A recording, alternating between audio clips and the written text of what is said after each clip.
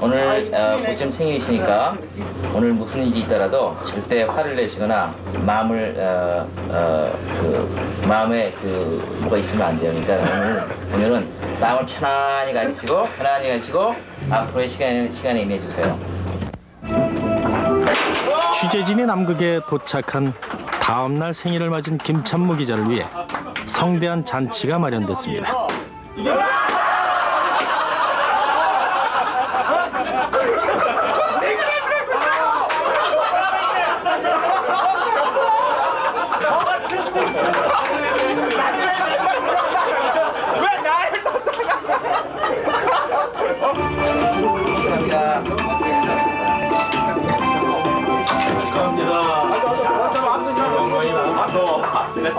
대원들은 모처럼 극지 생활에 긴장을 털어내고 한 마음으로 잔을 듭니다.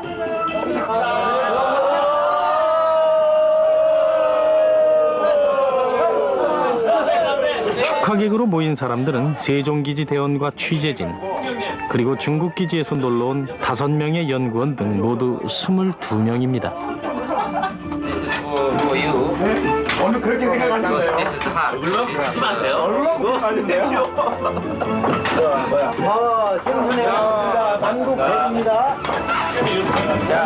여느 생일 잔치와 다를 게 없던 파티는 냉면 그릇에 축하주가 만들어지면서 요란해지기 시작합니다. 제가 주치의로서 한번 마셔보겠습니다. 몇 개 좀 남았죠?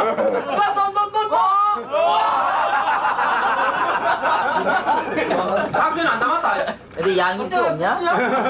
양이 이렇게 없어. 상의에 마련된 이 음식 저 음식들이 대원들의 정성이라며 골고루 들어갑니다. 비타민제까지 섞어놓은 한 사발의 술이 김 기자 앞에 놓여집니다.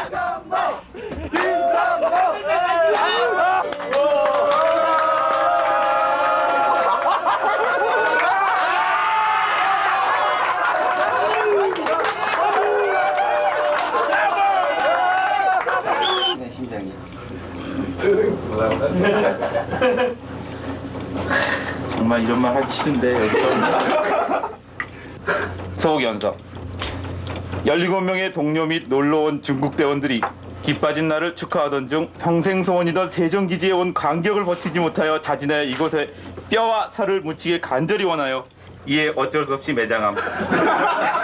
매정이 아님.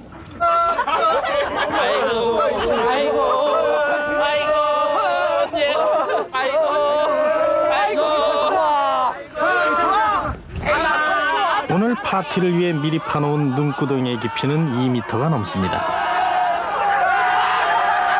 눈 세례를 받음으로써 악에 물들었던 과거의 모습은 죽고 새로운 모습으로 다시 태어난다는 것입니다. 눈나라 남극에서만 볼 수 있는 생일잔치입니다.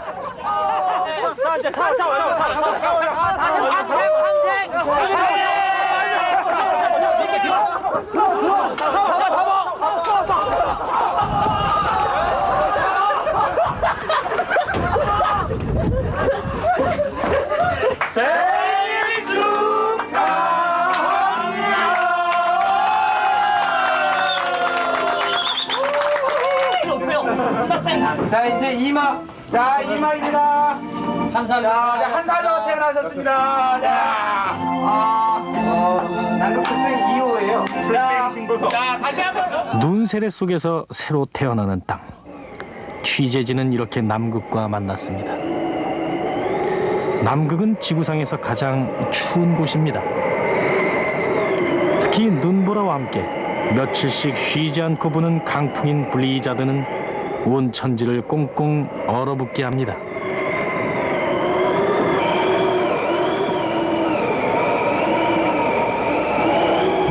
초속 30m가 넘는 강풍이 불고 있습니다.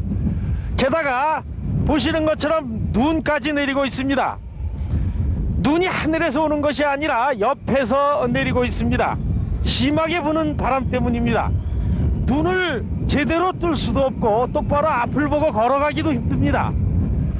이렇게 남극에서는 바람이 심하게 불고 눈이 몹시 오는 날이 거의 매일같이 이어지고 있습니다. 취재진이 남극행 비행기를 기다리던 칠레 푼타 아레나스 공항도 남극 블리자드의 예고편이었습니다. 인간의 접근을 가로막듯 변덕스런 남극의 날씨는 꼬박 3일 동안 남극을 가려던 사람들의 발을 묶어 놓았습니다. Se instalan su chaleco, se lo abrochan y no lo abran por ningún motivo dentro del avión. A la hora de embarque, 승무원의 탑승 5 안내가 para las 10. 긴장을 자아내는 가운데 비행기를 기다린 지 사흘 만에 탑승 수속이 시작됐습니다. 남극행 비행기는 일반 여객기가 아니라 칠레 공군 수송기인 C-130을 이용합니다. 이착륙 거리가 짧고 나쁜 날씨에도 비행을 할 수 있기 때문에 남극행은 모두 이 항공기를 쓰고 있습니다.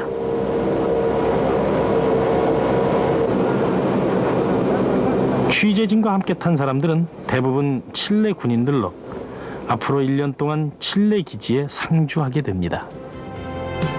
남극의 관문인 칠레 남단 푼타 아레나스를 출발해 남극 반도의 끝에 있는 킹조지 섬까지 가는 시간은 비행기로 2시간 반 정도가 걸립니다.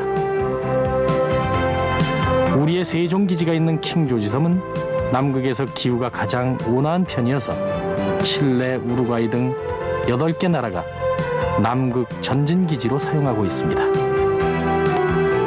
그러나 활주로는 꽁꽁 얼어붙은 얼음판이고 또 활주로 주변에는 2m 높이로 눈이 쌓여 있습니다.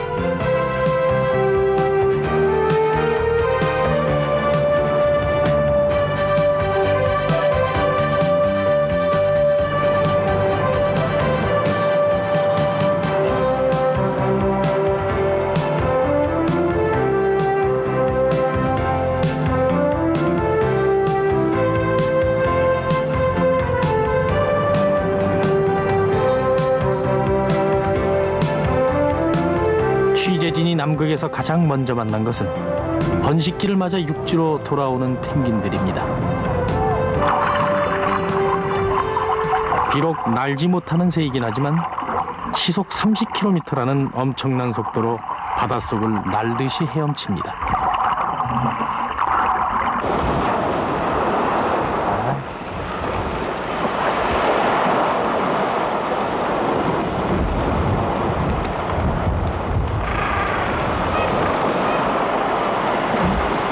그러나 육지에 올라오면 짧은 2다리 때문에 여간 불편하지가 않습니다. 세종기지 옆에 있는 펭귄 마을에는 해마다 3-4천 마리의 펭귄이 찾아와 알을 낳고 새끼를 키웁니다. 전 세계 18종류의 펭귄 중 남극에는 7종류가 살고 있습니다. 또 남극 펭귄 가운데 이곳 킹조지 섬에서 볼 수 있는 것은 퀸스트립과 아델리, 젠투 펭귄 등 3종류입니다.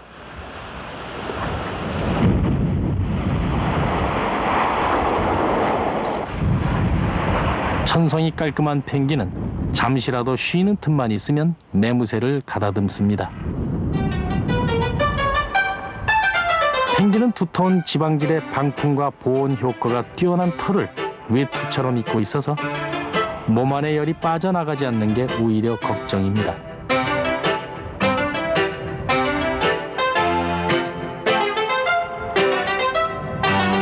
뺨과 턱 아래 까만 선이 있는 퀸스트립은 공격적이고 사나운 펭귄입니다. 몸에 열을 식히기 위해 눈을 먹고 있는 아델리 펭귄입니다. 머리부터 등까지 온통 까맣고 호기심이 아주 많습니다.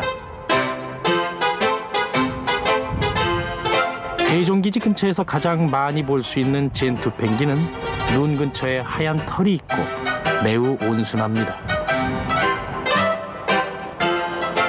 무태 오른 펭귄들은 짝을 찾기 위해 목을 길게 빼고 저마다 독특한 소리를 내며 울어댑니다.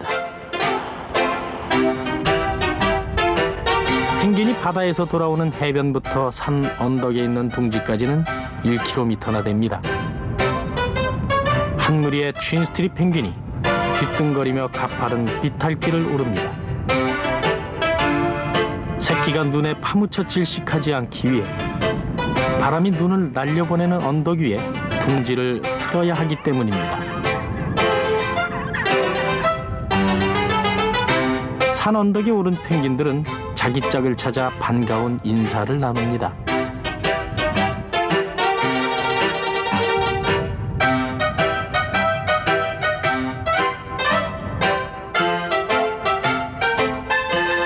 금술이 좋은 펭귄은 한 번 짝을 지으면 죽기 전까지는 결코 바꾸지 않습니다.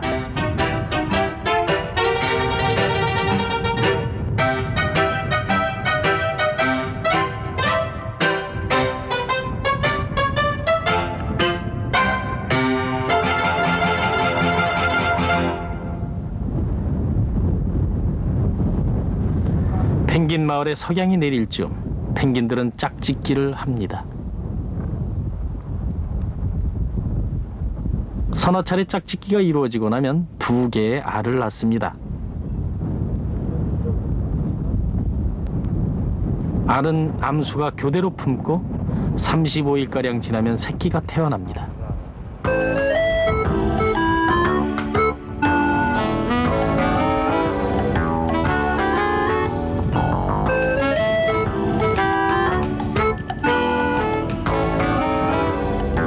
짝짓기가 끝나면 수컷은 암컷 옆에 부지런히 돌을 물어다 놓습니다.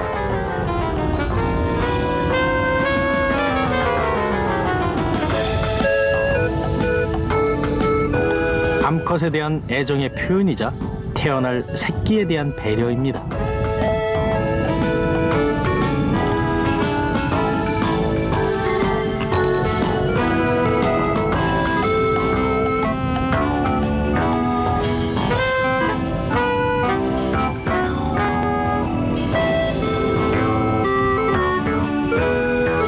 평화롭던 펭귄 마을에 싸움이 벌어졌습니다. 이들의 다툼은 돌멩이 때문입니다.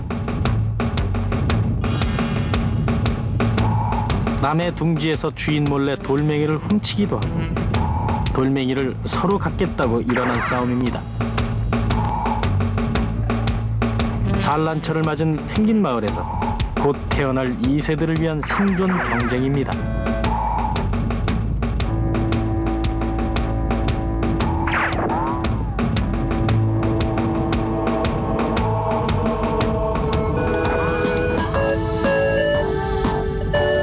남극의 겨울이 끝나면서 계절의 변화가 시작됩니다.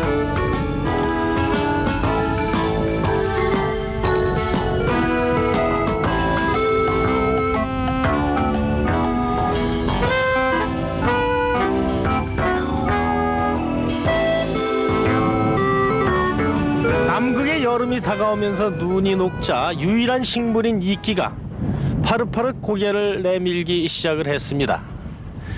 이끼는 눈과 바람 그리고 1년 내내 계속되는 영하의 날씨 때문에 이만큼 자라는데 200년이라는 세월이 흘러야 합니다.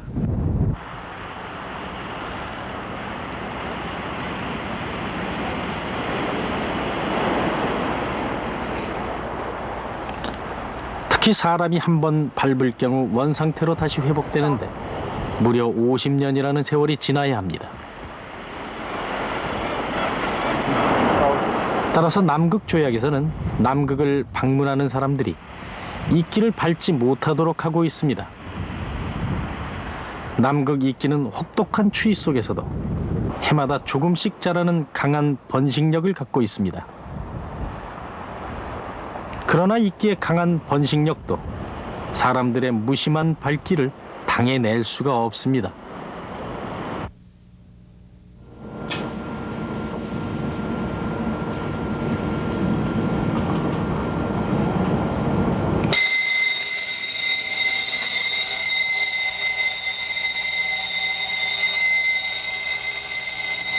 갑자기 울리는 요란한 사이렌 소리와 함께 세종기지 대원들이 소화기를 하나씩 들고 기지 창고를 향해 뛰어옵니다. 매달 한 번씩 예고 없이 시행되는 소방훈련입니다.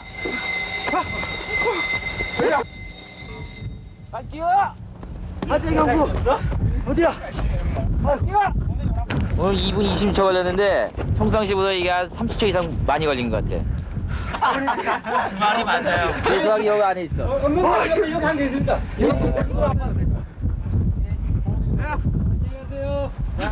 지천으로 눈이 쌓인 남극은 보기와는 달리 매우 건조합니다. 따라서 남극을 백색의 사하라라고 부릅니다. 게다가 매일같이 바람이 강하게 불고 있어서 한번 불이 나면 걷잡을 수가 없습니다. 남극에서 가장 무서운 적은 화재입니다. 따라서 세종기지 대원들은 모두 자기 옆에 항상 소화기를 하나씩 준비하고 있습니다.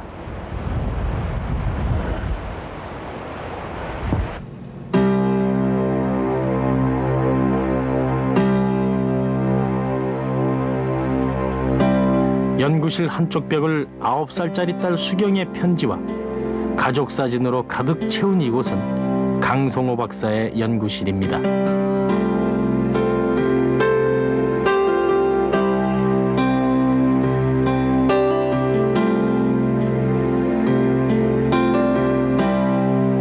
그동안의 연구 결과를 모아 지구 환경 변화와 지구 시스템 연구라는 책을 쓰고 있는 강 박사는 한국에 돌아오는 대로 출간할 예정입니다. 강 박사는 또 남빙량의 식물 플랑크톤이 10여 년 전부터 진행되고 있는 남극 오존층 파괴로 어떤 변화를 보이고 있는지 추적하고 있습니다.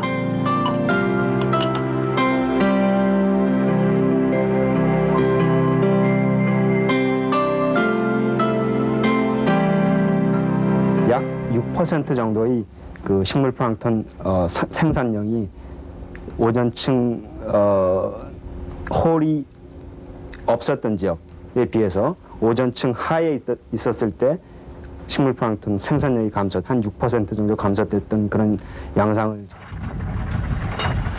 이를 위해 강 박사는 바람이 부나 눈이 오나 세종기지 앞바다의 염분도와 수온을 측정합니다.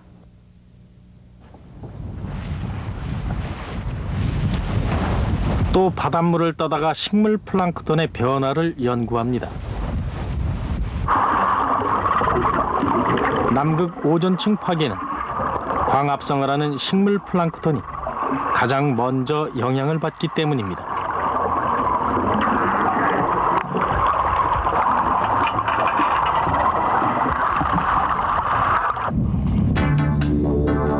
남극 상공에서 오존 홀이 관측된 것은 1980년대 중반입니다.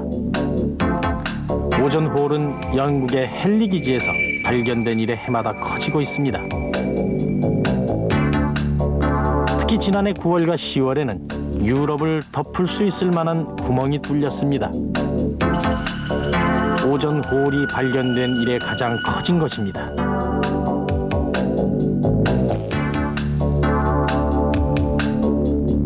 이곳 남극은 오염물질은 물론 먼지도 거의 없는 무궁의 지역입니다. 따라서 아주 먼 곳이 가깝게 보이는데요. 지금 제 뒤에 보이는 산이 아주 가깝게 보이고 있습니다.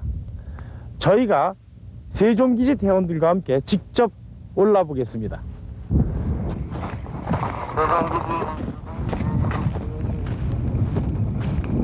취재진과 세종기지 대원들이 오른 곳은 킹조지 섬에서 제일 높은 봉우리인 노엘봉입니다. 높이 307m의 이 봉우리는 보기보다 멀고 험합니다. 으아, 괜찮아요. 여기 괜찮아요? 어? 오케이. 완전 못 맞춰서. 예, 노엘봉 말씀하십시오, 통신실. 지금 현재 노엘봉 중턱에 올라오고 있습니다. 오바. 예, 정상까지는 얼마나 남았습니까, 이상? 예, 육안으로는 가깝게 보이는데 아직도 한참 더 올라가야 될 것 같습니다. 오바. 예, 무사히 잘 다녀오시기 바라겠습니다. 이상. 강성우, 경기범, 김영진 4명이 지금 현재 노엘봉 정상에 오르고 있습니다. 저희가 이곳까지 오는데 무려 2시간이 넘게 걸렸습니다. 물론 온통 눈으로 덮여 있기 때문에 눈 속에 빠지고 미끄러져서 보통 산을 오르기보다는 두세 배가량 힘이 들었습니다. 하지만 2시간이 넘게 걸린 지금 우리는 겨우 산 중턱에밖에 도달하지 못했습니다. 공기가 맑아 멀리까지 선명하게 보이기 때문에 남극에서는 눈에 보이는 목표물을 과소평가하다가 위험에 처하는 경우가 많습니다. 산 아래서 볼 때는 마치 뒷동산처럼 가까워 보이던 노엘봉 정상에 오르기까지 4시간이 넘게 걸렸습니다. 정상에 오르니 맥스웰만 건너편에 있는 아르헨티나 기지의 삼형제봉이 손에 잡힐 듯 보이고 남극 대륙에서 떠내려온 빙하도 한눈에 들어옵니다. 멀리 내린 눈이 고스란히 쌓이면서 수만 년 동안 얼어붙었던 빙하의 골짜기도 보입니다. 높이가 평균 수십 미터에 달하고 100미터 이상인 곳도 있습니다. 바람이 잔잔해진 틈을 이용해 취재진은 조디악을 타고 빙하의 골짜기에 가까이 다가섰습니다.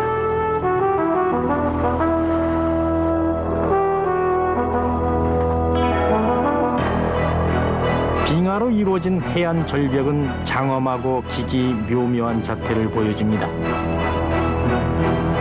수만 기압의 압력에 눌려있던 얼음들이라 투명한 푸른 빛을 발하는 게 신기하기 이를 데 없습니다. 기온이 올라가는 여름이면 커다랗고 신비한 소리를 내며 빙벽이 무너져 내려 장관을 이루기도 하지만 그만큼 위험하기 때문에 사람의 접근을 막고 있습니다. 그러나 지구온난화로 인해 남극의 평균 기온이 상승하면서 빙하의 골짜기 얼음들이 빠른 속도로 녹아내리고 있습니다.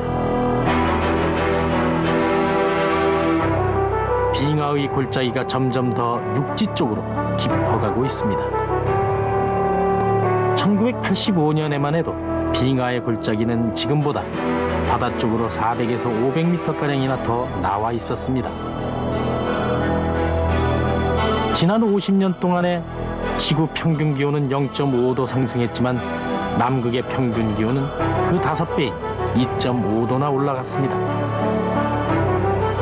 지구의 작은 변화에도 무공해 지역인 남극은 큰 변화를 일으키기 때문입니다.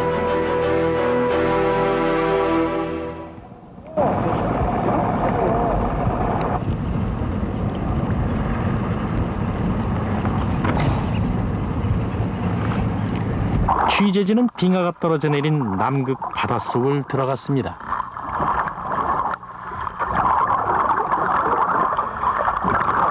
취재진을 구경이라도 하듯 해표 한 마리가 일정한 거리를 두고 주변을 빙빙 돌며 따라다닙니다.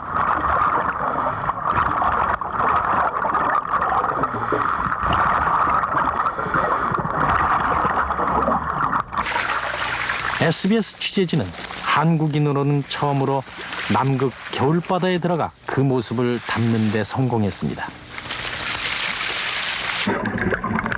바다로 떨어진 빙하의 모습을 물속에서 살펴봅니다. 남극의 얼음 속에는 수천, 수만 년 전 눈이 쌓일 당시의 공기가 들어있습니다. 눈이 쌓여 다져지면서 눈 입자 사이에 있는 빈틈에 공기가 갇힌 것이라 그때의 기후를 알 수 있습니다. 얼음이 녹으면서 수만 년 동안 갇혀있던 공기가 밖으로 터져나오는 소리가 들립니다. 과학자들은 얼마 전까지만 해도 남빙량을 매우 쓸모없는 바다라고 여겼습니다.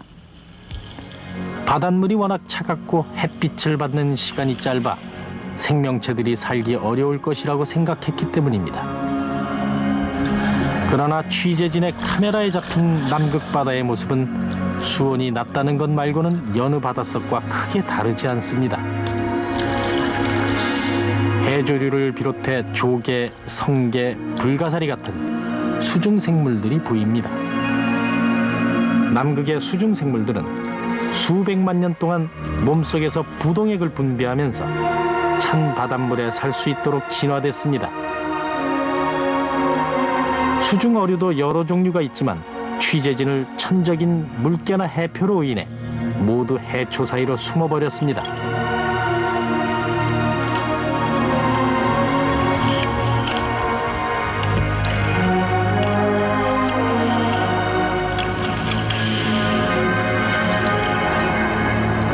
남극의 바다는 온도가 낮고 연분 변화가 심한 겨울이 매우 위험합니다.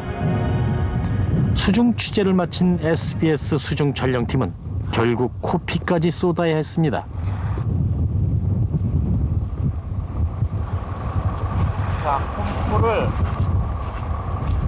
예, 제가 들어간 곳은 수온이 영하 3도까지 떨어지는 아주 찬 바닷물입니다. 수온이 낮아서 이제 다양한 종류의 고기는 없었습니다만은 남극대과 한국 근해에서도 볼 수 있는 해조류, 성게, 해삼 등을 볼 수 있었습니다. 또 빙하가 긁고 간 자리가 있었고요. 아름다운 비경보다는 아주 삭막한 느낌이었습니다. 면 한 번 갖다 다시 훅할 상관없으니까요. 극지 생활에는 하루 3끼 식사가 무엇보다 중요합니다. 오늘은 특별식인 수타국수가 나오는 날입니다.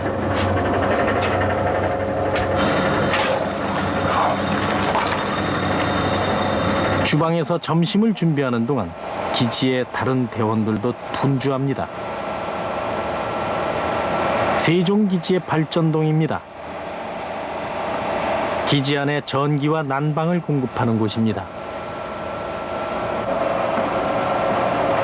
양승직 반장은 기지 안의 모든 시설을 유지, 보수하는 책임을 맡고 있습니다. 서석대 대원과 이은기 씨는 세종기지 운영에 가장 중요한 발전기를 수시로 점검합니다.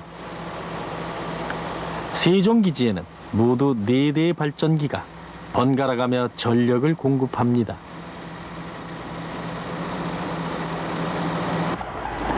천안에서 자동차 정비업소를 하는 박송배 씨는 자신의 가게 이름에 명예를 걸고 세종기지의 운송수단들을 정비합니다.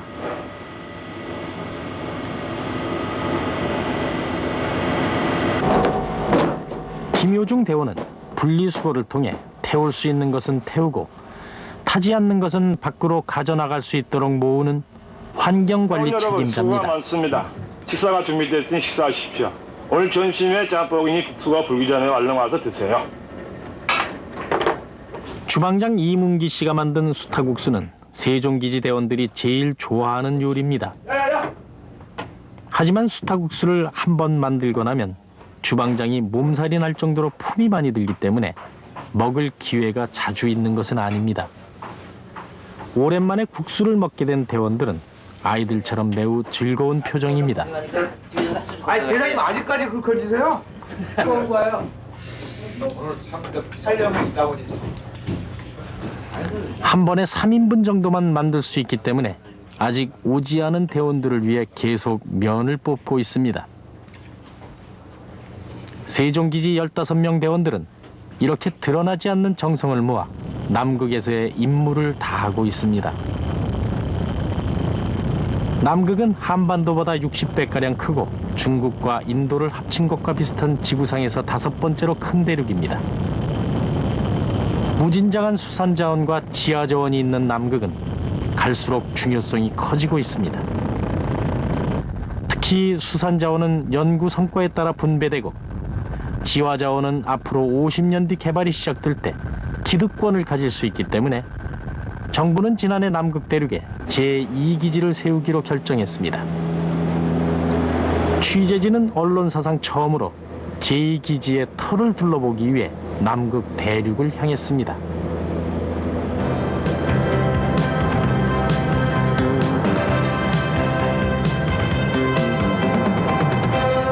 대륙에 가까이 다가올수록 얼어붙은 바다와 잠실 운동장만한 넓고 큰 빙산들이 눈아래 펼쳐집니다.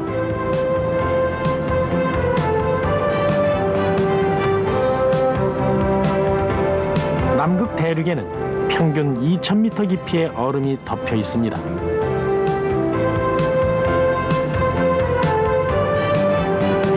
이 얼음 대륙에 연구기지를 세우는 것도 어려운 일이지만 물자 보급도 쉬운 문제는 아닙니다. 출발한 지 2시간 만에 취재진을 태운 비행기는 베링스하우젠 해변의 거대한 빙하 위에 착륙했습니다.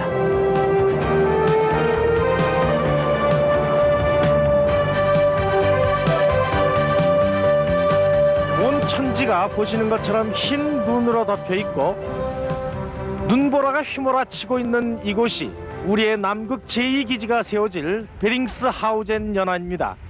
제 뒤에 있는 이 항공기가 우리를 이곳까지 태우고 온 칠레 공군의 트윈오터 쌍발기입니다.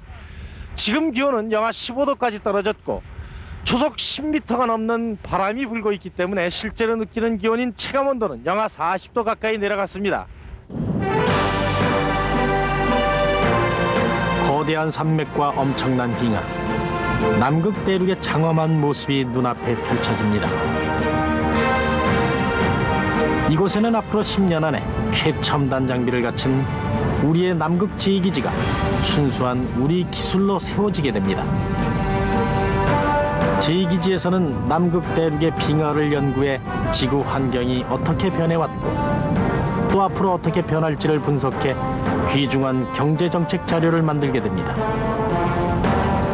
또 남극 연구 성과에 따라 어획량이 분배되기 때문에 이곳 앞바다에 살고 있는 수많은 어류들의 생태 연구는 남빙량 어자원 획득에도 큰 몫을 하게 될 것으로 보입니다.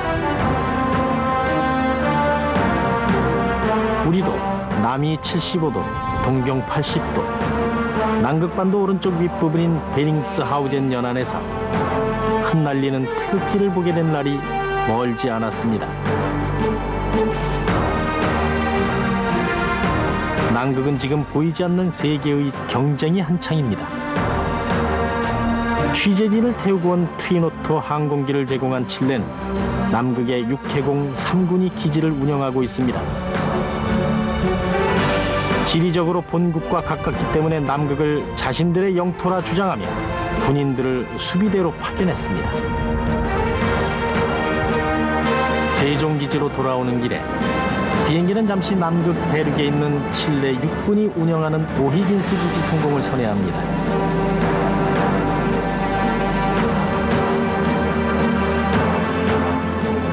킹조지 섬에 있는 프레이 기지는 칠레 공군이 운영하고 있습니다. 눈 위에서 놀고 있는 아이들, 다른 나라 기지에서는 찾아볼 수 없는 풍경입니다. 영토권을 주장하려면 기지에 아이들이 있어야 하기에 장교 가족을 상주시키고 있습니다. 아이들은 휴식 시간이면 이렇게 눈밭이 놀이터입니다. 인류가 공동 재산으로 여기는 남극을 자신들의 영토로 표기하고 군인 가족까지 상주시키는 칠레 당국의 의도를 아는지 모르는지 남극에서 독특한 유년기를 보내는 아이들은 마냥 즐겁기만 합니다. 종소리가 울리고 아이들은 교실로 들어갑니다. 비아데라 에스트레아, 별의 길이라는 이름을 가진 이 학교는 1학년에서 8학년까지 모두 12명의 아이들이 다닙니다. 칠레에서는 모든 학교가 시청 관할이지만 이 학교는 유일하게 칠레 교육부의 직접 지시를 받습니다. 국가고시를 통해서 채용되는 교사들은 2년 이상 근무해야 하기 때문에 모두가 부부교사입니다.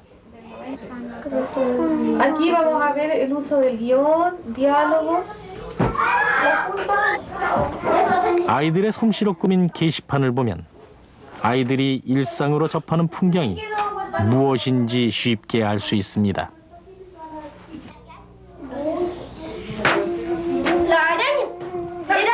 지구 최남단의 초등학교.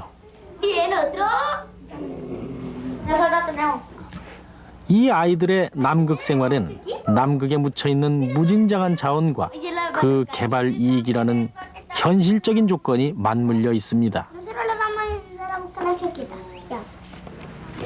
남극에 매장된 지하자원 가운데 가장 관심을 끄는 것이 석유입니다. 세종기지 연구원들이 최근 킹조지섬 남쪽 바닷속에서 석유층을 발견했습니다. 높은 압력하고 열 때문에 이것이 탄성파를 쏴서 그려낸 바다 밑의 퇴적층 지형도입니다.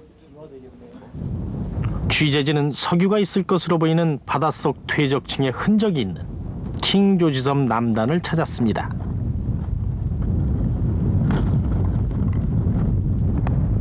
이 바닷속에 석유가 묻혀 있고 연구원이 떼어내고 있는 암석은 석유 퇴적층이 육지로 이어져 나타난 퇴적암입니다.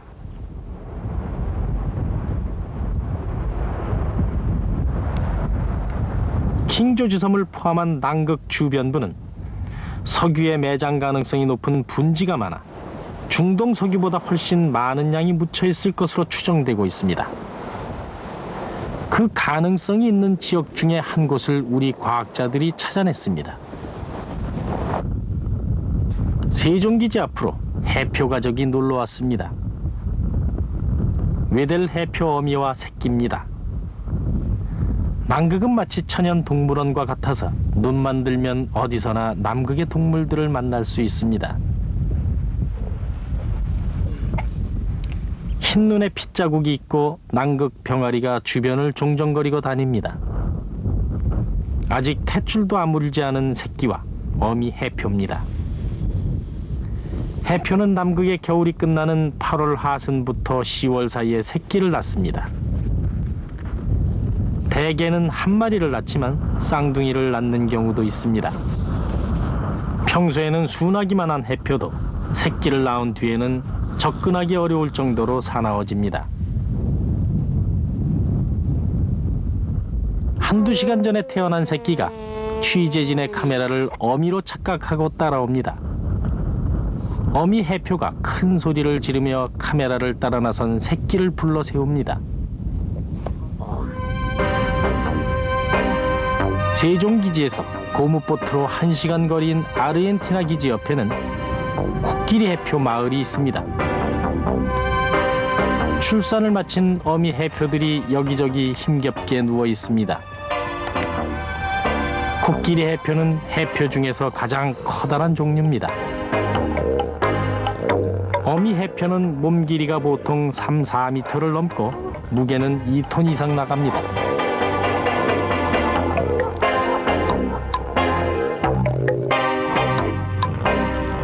갈색빛의 퉁퉁한 목은 마치 커다란 넋비공 같습니다. 갓 태어난 새끼가 먹고 있는 어미젖은 굉장한 영양식이어서 일주일 정도만 지나면 바로 어미를 따라 바다로 나갈 수 있습니다.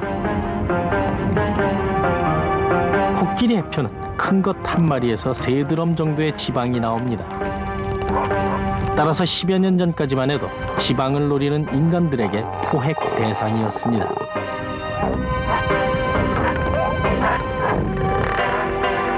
사람이 다가서면 위협적인 태도를 취하지만 몸이 둔해서 크게 위험하지는 않습니다.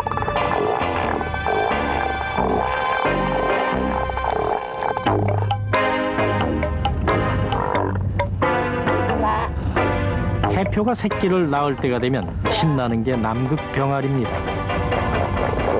해표의 탯줄을 주워 먹기도 하고 눈 위에 떨어진 피들을 쪼아 먹으며 포식을 할 수 있기 때문입니다.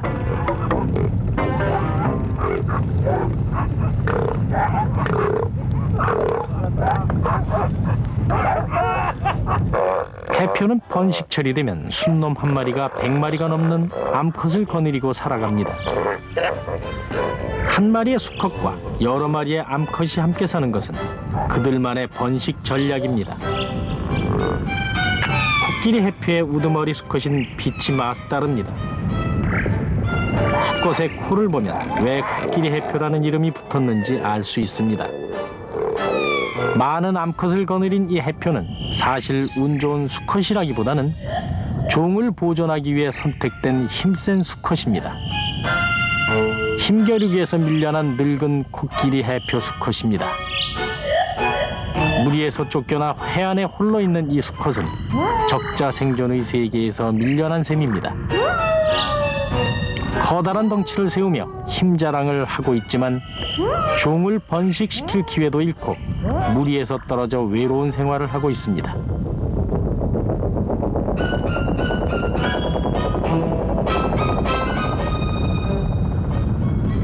모처럼 바다의 물결이 잔잔해지자 이원철 박사가 플랑크톤과 크릴새우 채취에 나섰습니다. 플랑크톤 채취는 수심이 깊은 바다에서 해야 하는데 바다가 잔잔해지는 날이 드물어 기회를 잡기가 쉽지 않습니다. 서석대 대원이 이 박사의 플랑크톤 채취를 돕고 있습니다. 이곳 남극에서는 나쁜 날씨 때문에 모든 일을 서로가 도와줘야 합니다. 생각보다 상당히 잘 되네요. 동식물 플랑크톤은 남극 생태계의 출발점이기 때문에 남빙양 전 지역에 걸쳐 연구가 활발합니다. 킹조지 섬에서는 특히 우리 세종기지가 플랑크톤 연구에 큰 성과를 올리고 있습니다. 식물 플랑크톤은 모든 대륙의 연안에 분포하고 있는데 철 성분이 공급되는 경우 식물 플랑크톤 성장률이 높아진다는 연구 결과가 최근 나왔습니다.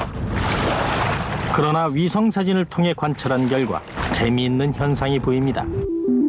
남극은 철을 공급받을 수 없는데도 전 세계 식물 플랑크톤의 70~80%가 남빙양에 분포하고 있습니다.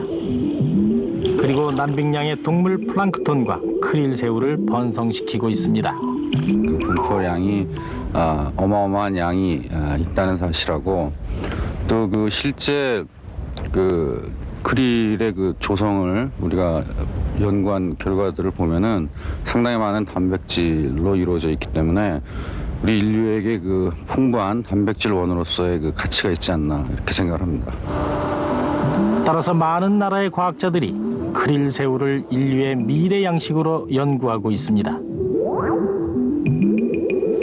그러나 크릴은 불소가 많이 함유돼 있고 빨리 상하기 때문에 아직까지 식품으로 개발되지는 못했습니다. 다만 우루과이 기지에서는 크릴 가공식품을 만들어 임상 실험을 하고 있습니다. 특히 크릴 새우가 콜레스테롤을 감소시킨다는 결과가 발표돼 관심을 끌고 있습니다.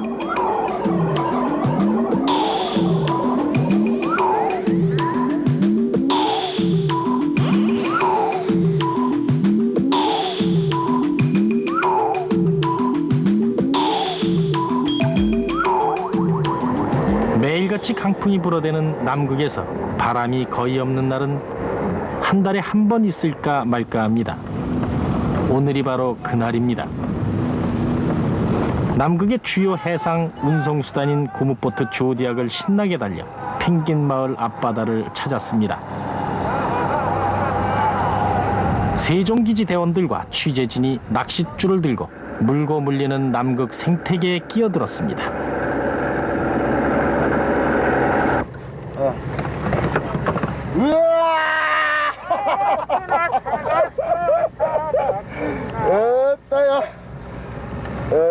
어휴 실하다 그럼.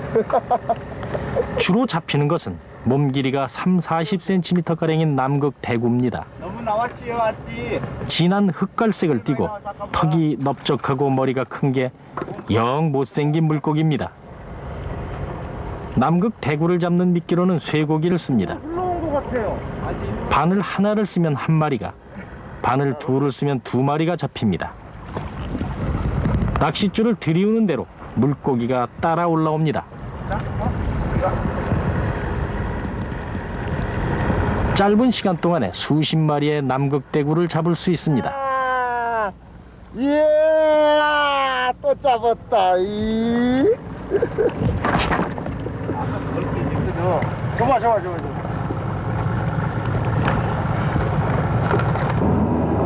지하자원처럼 개발이 유보된 것은 아니지만 남극의 어자원도 마음대로 잡아 올릴 수 있는 것은 아닙니다.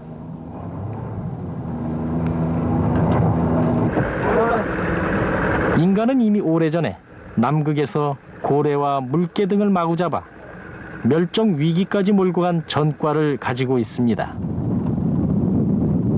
다시 그런 일이 생기지 않도록 하기 위해 남극 해양생물보존위원회, 즉 까물라라는 국제기구가 생겼습니다. 이 기구에서는 매년 적절히 남빙양의 어획량을 결정합니다. 남빙양을 무대로 하는 우리나라의 원양어선들도 까물라의 결정에 따라 고기를 잡습니다. 우리가 이렇게 남빙양에서 고기를 잡을 수 있는 어업권을 얻을 수 있었던 것은 10여 년 동안 계속되어온 우리의 남극 환경 연구가 국제사회로부터 인정을 받았기 때문입니다. 지난해에는 우리가 남빙량에서 오징어 어장을 발견했습니다. 이에 따라 우리의 원양어선이 올 한 해 2,500톤의 오징어를 잡을 수 있는 권리를 확보했습니다.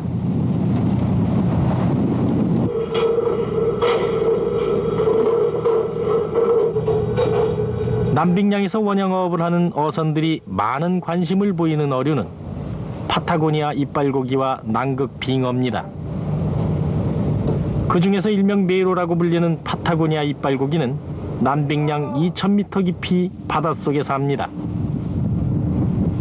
파타고니아 이빨고기는 고기질이 단단하고 맛이 뛰어나서 미국과 일본 시장에서 잡히는 대로 팔리는 최고급 어류입니다. 우리나라는 지금까지 파타고니아 이빨고기를 잡아서 매년 100억 원가량의 이익을 남기고 있습니다.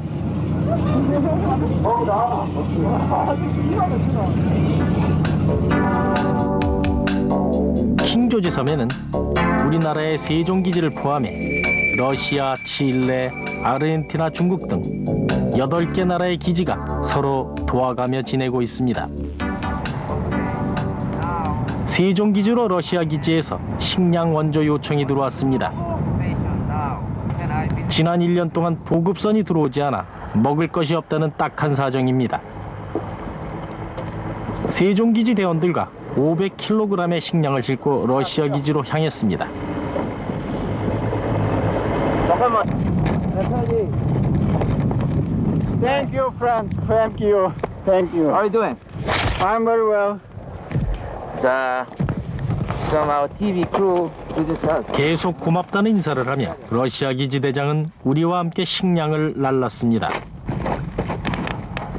러시아는 10,000톤급의 대형 쇠빙선이 매년 67차례 남극에 들어왔지만 지난 한 해 동안은 한 차례도 보급선이 들어오지 못했습니다. 악화된 본국의 경제 사정이 이곳 남극 러시아인들에게까지 어려움을 주고 있습니다. 남극의 러시아 기지는 모두 7개였는데 지구상의 최저 기온이 관측됐던 보스토크 기지를 비롯해 3개의 기지가 지난해 문을 닫아야 했습니다. 1968년도에 세워진 이 러시아 기지도 낡은 건물에 페인트 칠도 못한 채였고 이정표가 기울어진 채 눈 속에 묻혀 있습니다.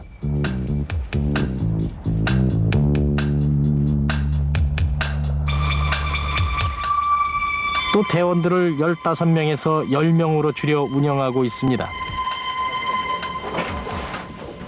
기지 안에서 사용하고 있는 장비들은 박물관에서나 볼 수 있는 것 같은 구식 장비들 일색입니다.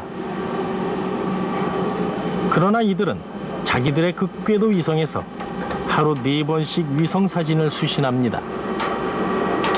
남극의 얼음 변화와 거대한 빙산의 움직임을 분석해 어선과 상선들의 항해에 도움을 주기 위해서입니다.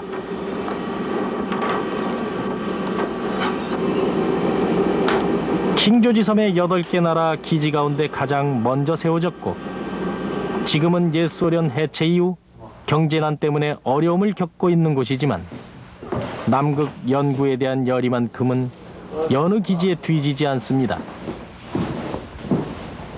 장비는 비록 20-30년 된 구식이지만 남극 연구를 제대로 수행하고 있습니다. 일일이 조립한 기구에 몸으로 눌러 수소가스를 채운 이 풍선으로 고층 대기를 연구합니다. 러시아 연구원들은 어려운 상황임에도 불구하고 오존층이 있는 곳까지 하루도 거르지 않고 거대한 풍선을 띄웁니다. 성층권의 온도와 바람, 오존의 변화량을 측정하기 위해서입니다.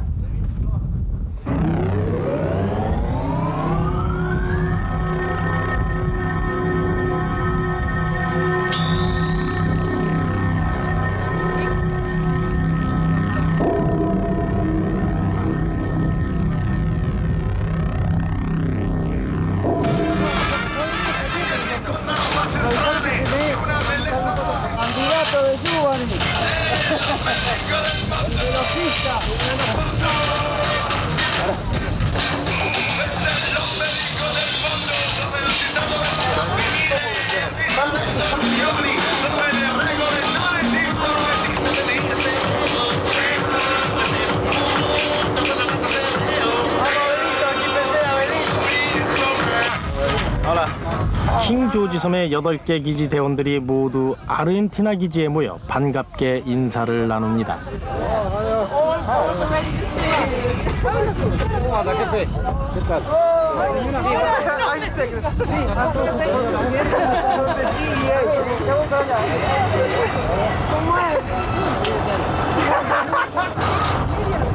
사람들이 이렇게 모인 것은 남극 마라톤에 참여하기 위해서입니다. 남극 마라톤은 6년 전인 1991년부터 시작돼 킹 조지섬 기지들 간의 연례 행사로 자리를 잡았습니다. 출발선에 모여있던 선수들이 신호에 맞춰 일제히 달려나갑니다.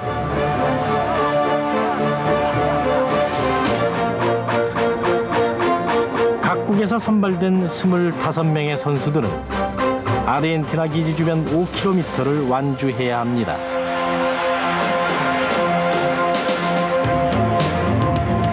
(18번) 번호판을 단 사람이 세종기지의 대표 선수인 허성진 대원입니다.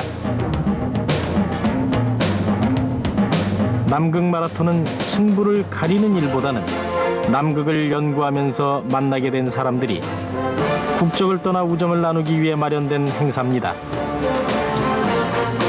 서로 언어가 달라 말은 통하지 않을지라도 함께 땀을 흘리고 뛰다 보면 지구 최남단의 땅, 극한의 오지에서 만난 사람들끼리 우정과 연대가 이루어지기 때문입니다.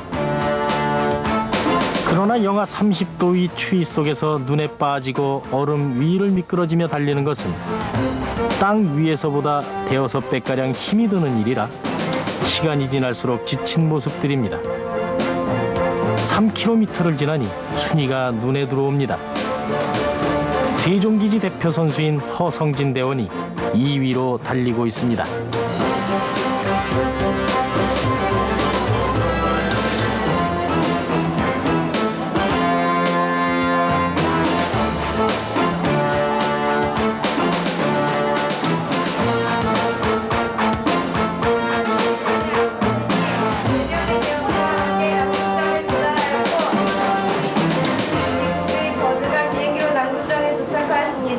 얼음으로 돼 있는데 서울의 한양초등학교 어린이들이 남극에 관한 수업을 하다가 세종기지로 전화를 걸었습니다.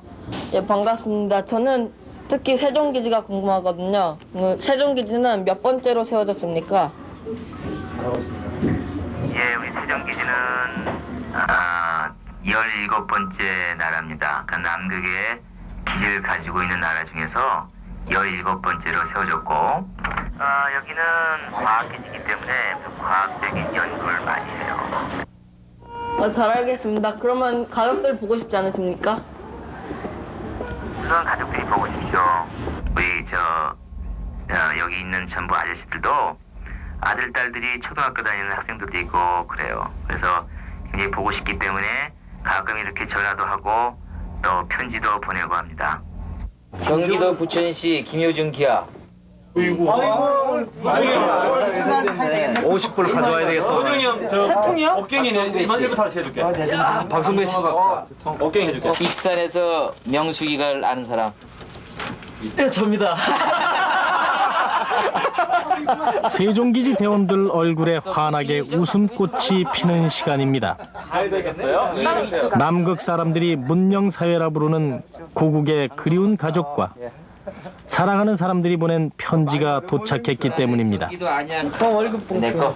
편지는 빠르면 한 달, 늦으면 몇 달에 한 번꼴로 도착하기 때문에 남극 세종기지. 편지를 받을 때의 기쁨은 이루 말할 수가 없습니다. 그래서 그날 제일 많은 편지를 받은 사람은 한턱을 내기도 합니다. 저기 강미정 씨 아는 사람. 김재범. 수경이가 보낸 엽서를 보고 있는 강송호 박사. 수경이는 강 박사의 외동딸입니다. 편지 전달식이 끝난 뒤 취재진은 한국에서 준비해간 비디오 테이프를 틀었습니다. 남극에 오기 전 대원들의 가족을 만나 그 모습을 담은 것입니다. 당사자는 물론 다른 대원들도 함께 그리움을 나눕니다. 빨리 오세요. 세월이 가야 빨리 가지. 1년이라는 세월이 차면 여기 있는 월동 대원들은 그리운 가족들을 만날 것입니다. 그리고 이 자리엔 새로운 얼굴들이 와서 이들이 했던 것처럼 계속해서 남극을 연구하고 탐사하게 됩니다. 예, 고맙습니다. 고맙습니다.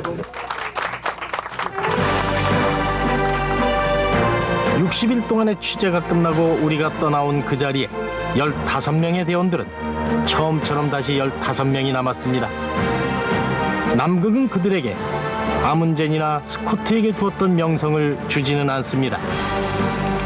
혹한의 대륙에서 1년을 지냈다고 해서 커다란 보상을 받는 것도 아닙니다. 눈과 바람 속에서 불편함과 싸우고 그리움을 견디며 15명의 대원들이 남극 생활을 하는 이유는 그 땅에 묻혀있는 지구의 과거를 알아내고 그 땅이 품고 있는 우리의 미래를 밝히기 위해서입니다.